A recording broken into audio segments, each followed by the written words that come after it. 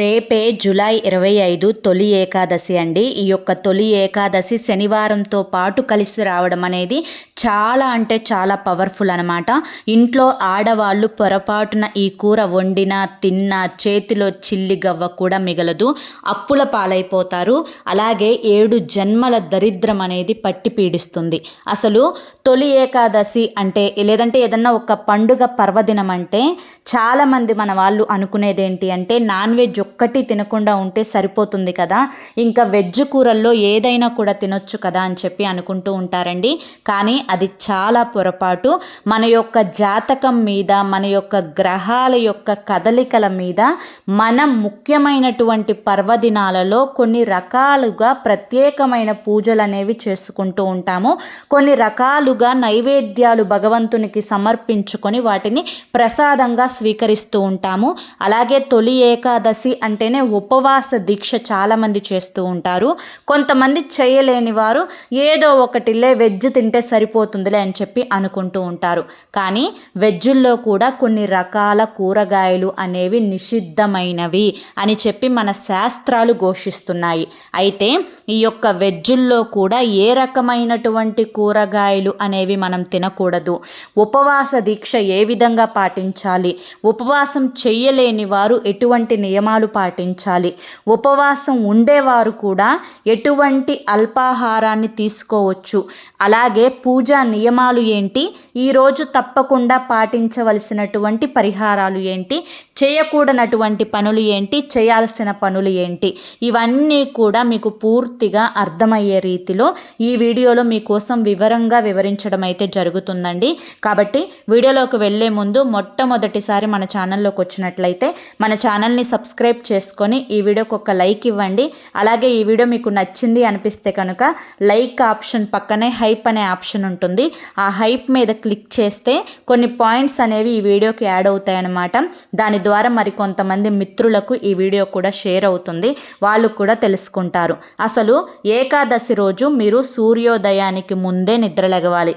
ఏకాదశి అంటేనే మన హిందూ సాంప్రదాయంలో ఆషాఢ శుద్ధ ఏకాదశిని తొలి ఏకాదశి అని చెప్పి అంటారనమాట. ఈరోజు శ్రీ మహావిష్ణువు అంటే శ్రీహరి యోగ నిద్రలోకి వెళ్తారు అని చెప్పి, చాతుర్మాస దీక్ష ప్రారంభమవుతుంది అని, విష్ణు పూజతో పాటు ఉపవాసాలు జాగారాలు చేయడం వల్ల విశేషమైనటువంటి పుణ్య ఫలితం లభిస్తుంది అని చెప్పి భక్తులు నమ్ముతారు.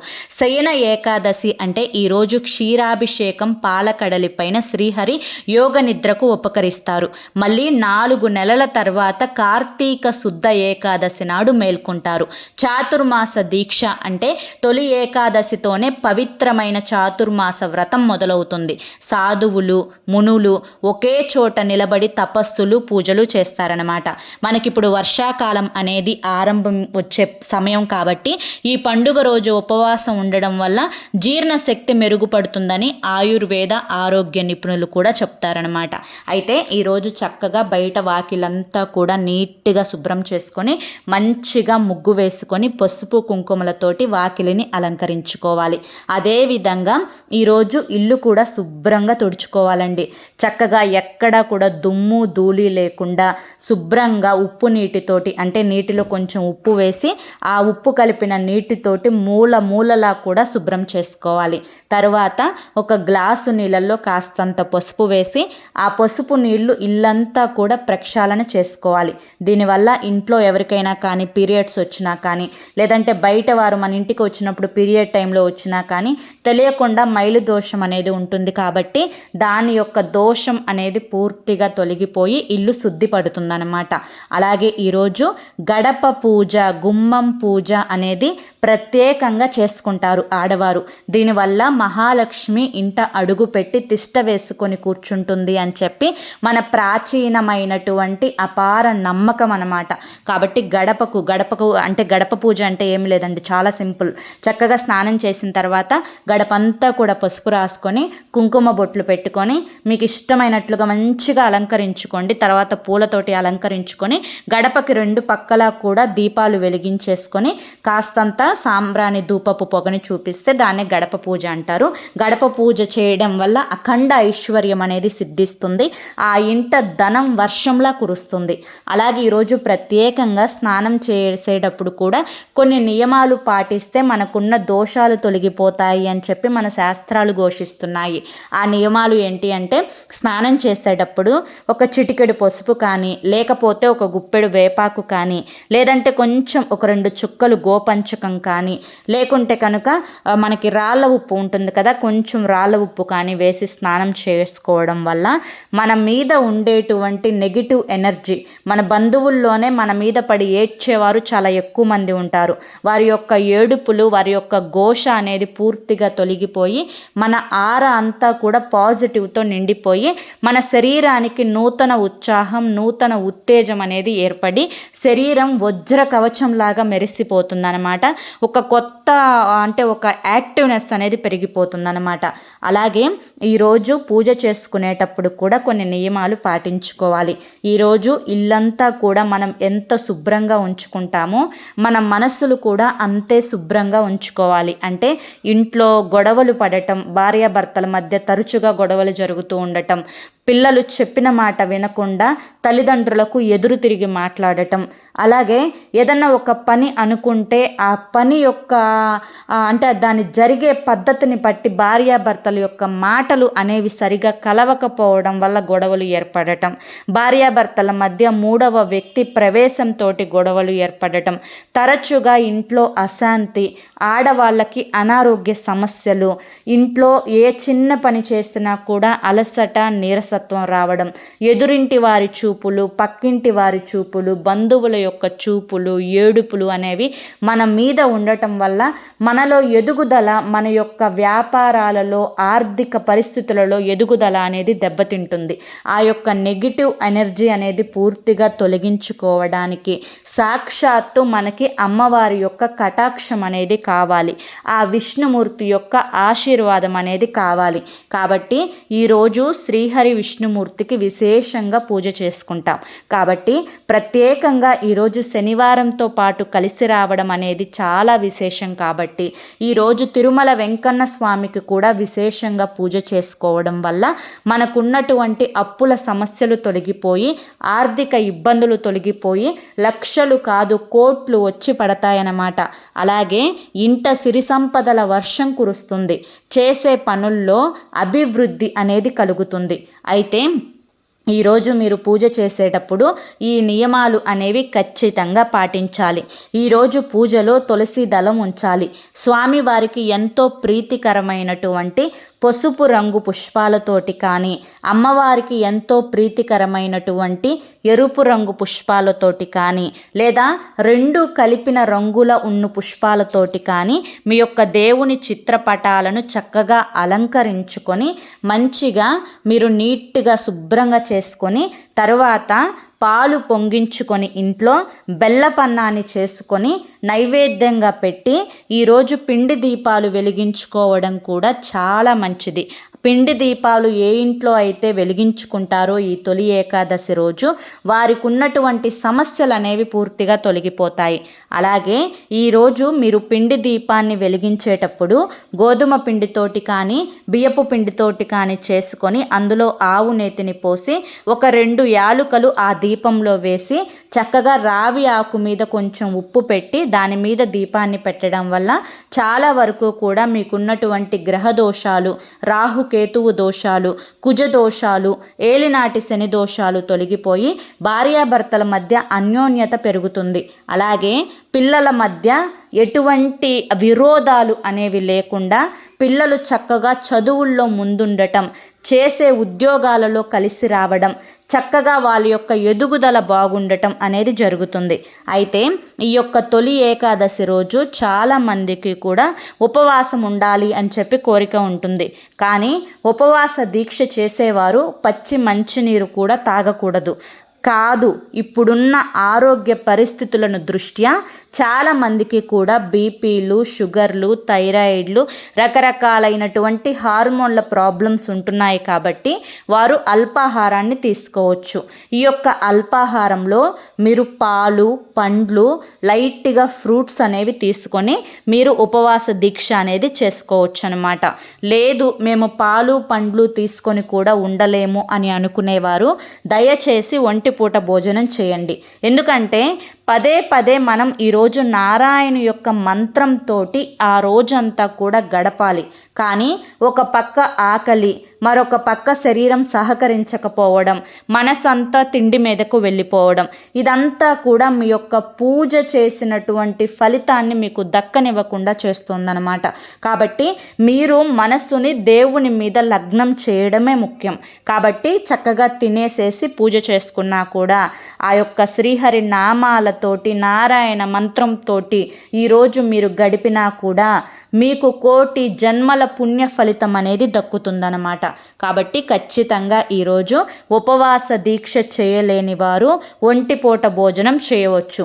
ఎవరైతే ఉపవాసం ఉంటారో వారు మేమేదైనా లైట్గా తినాలి అని చెప్పి అనుకుంటే కనుక సగ్గుబియ్యం ఉంటుంది కదండి, ఆ సగ్గుబియ్యాన్ని జావలాగా చేసుకొని ఆ సగ్గుబియ్యం జావను తాగవచ్చు. లేదంటే కనుక లైట్గా పాలు తీసుకోవచ్చు, గుర్తుంచుకోండి.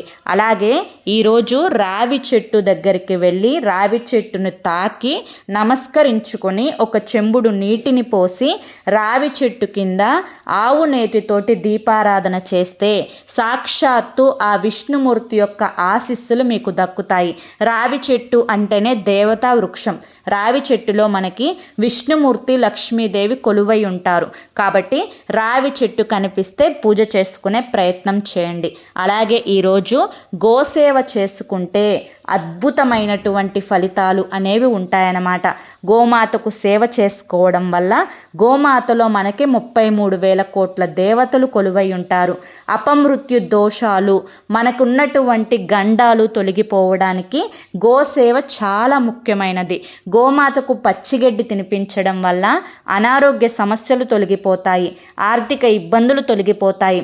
గోమాతకు ఈరోజు బీట్రూట్ కానీ, క్యారెట్ కానీ, లేదంటే ఏదైనా కూరగాయలు కానీ తినిపించడం వల్ల ఇంట్లో ఉండే సమస్యలు, అశాంతి, మనశ్శాంతి లేకపోవడం ఇవన్నీ కూడా తొలగిపోయి ఇంటి వాతావరణం అనేది ప్రశాంతంగా ఉంటుంది. గోమాతకు ఈరోజు నానపెట్టిన పెసలు లేదంటే నానపెట్టిన గోధుమలు బెల్లంతో కలిపి తినిపించడం వల్ల పిల్లల యొక్క ఆయుష్ పెరుగుతుంది. పిల్లలు మనకి చెప్పిన మాట వినడంతో పాటుగా వారి యొక్క జీవితంలో అభివృద్ధి అనేది కనిపిస్తుంది. కాబట్టి ఈరోజు గోమాతను విశేషంగా పూజించుకోండి. గోమాత నుదుటిని తాకండి. గోమాత తోక భాగంలో కూడా తాకడం వల్ల లక్ష్మీ అనుగ్రహం అనేది పుష్కలంగా లభిస్తుంది. ఈరోజు మీరు పూజ చేసుకునేటప్పుడు పూజలో నైవేద్యంగా చక్కగా ఇంట్లో పాలు పొంగించుకొని పొంగలన్నం చేసుకోండి. ఇంటిల్లి పాది కూడా ఆ యొక్క పొంగలన్నాన్ని దేవుని దగ్గర నైవేద్యంగా సమర్పించి దానిని మీరు ప్రసాదంగా స్వీకరించాలి. ఈరోజు ఇంటికి మామిడి తోరణాలు కట్టుకోవడం వల్ల ఇంట్లో అలక్ష్మి బయటకు వెళ్ళిపోయి లక్ష్మి ఇంట అడుగు పెడుతుంది. కాబట్టి మామిడి తోరణాలు మీ ఇంటి గడప ప్రధాన ద్వారం దగ్గర, అలాగే మీ ఇంటి మెయిన్ గేటు ఉంటుంది కదా, మనం ముగ్గు పెట్టుకునే దగ్గర మెయిన్ ద్వారం గేటు ఉంటుంది కదా, ఆ గేటుకు కూడా ఈరోజు మామిడి తోరణాలు అనేవి కట్టుకోవడం వల్ల ఆ మామిడి తోరణాల మీద జనాల దృష్టి పడుతుంది ఇంటికెళ్ళే చూడంగానే. అప్పుడు ఆ యొక్క తోరణాలు నెగిటివిటీని పూర్తిగా లాగేసుకుంటాయి.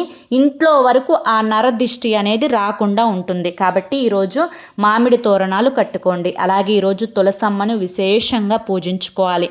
తులసమ్మ అంటేనే సాక్షాత్తు విష్ణుమూర్తి, లక్ష్మీదేవి స్వరూపం.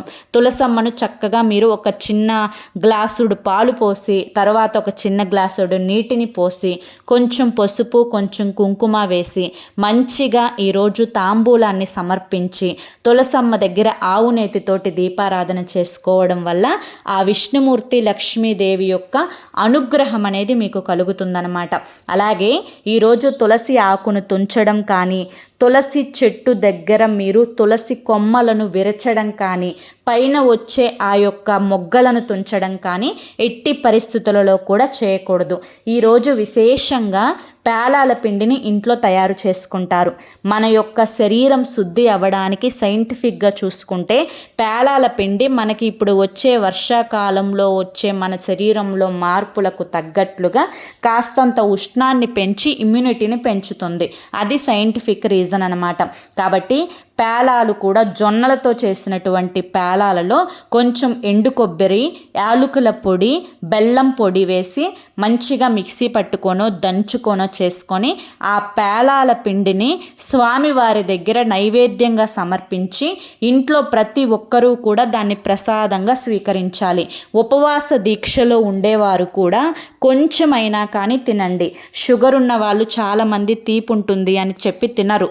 అటువంటి వారైనా కానీ కొంచెం తినండి, ఏం పర్వాలేదు.